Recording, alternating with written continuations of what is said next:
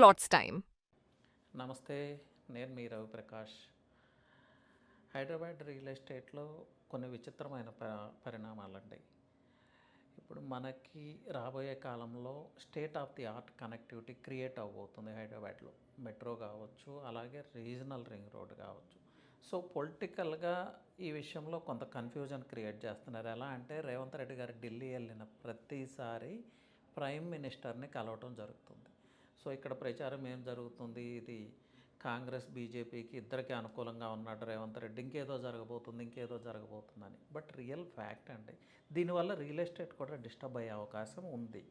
కాబట్టి నా intention politics కాదు, రియల్ ఎస్టేట్ పాయింట్ ఆఫ్ వ్యూలో ఈ ఇష్యూ అని చెప్తా ఉన్నాను.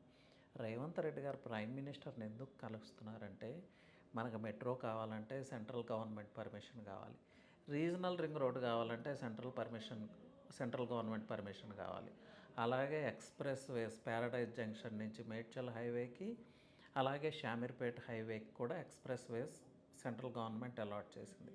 వీటికి సెంట్రల్ గవర్నమెంట్ పర్మిషన్ కావాలి. సో ఆ గవర్నమెంట్ సపోర్ట్ ఉంటేనే ఈ mega projects ముందుకెళ్తాయి.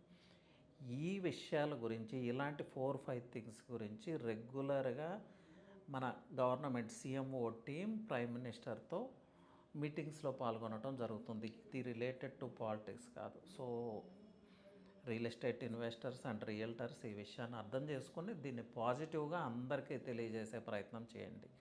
This is my humble request అండి. Thank you.